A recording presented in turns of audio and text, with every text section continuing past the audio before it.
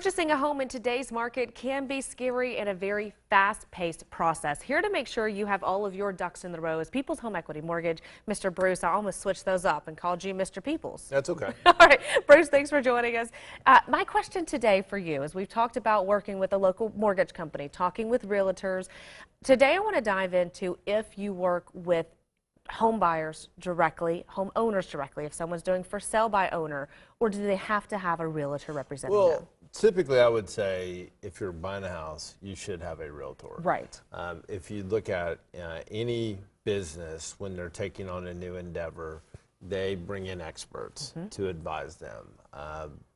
If you look at, Bill Gates, he had a business coach. Not having to be Warren Buffett, but even Bill Gates had a coach. So I think when you are doing things like buying a house, you should assemble a team to make sure that you get the best possible deal.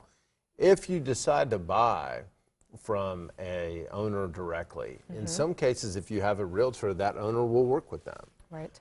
So that can be negotiated. So I think in all cases, if it's possible to work with a realtor, you should. If you decide that you're going to buy a house directly from an owner, we can still help you. Perfect. But I just think that often there is the thought that I'm going to get a better deal because there's not a realtor involved. It's almost never the case. Yeah. When I see transactions that don't appraise for enough, that don't appraise for sales price, it's almost universally a for sale by owner. So I think often we think we're getting a better deal because there aren't experts involved, and almost always you're not. Right, that makes sense. And in all of my experience, I wouldn't do it without a realtor either. I think it's a bad idea. What you don't know, you don't know. And they know all that. Well, and so you're going to have a contract that's going to have protections for you. You can get advice on different service providers. How do you pick a good home inspector? Well, go to somebody that uses them like every day. Right. And so I think realtors in this market are so important. Because often if you're trying to go it alone, you may be looking at online sites and you get all excited about a property that's already under contract. Absolutely.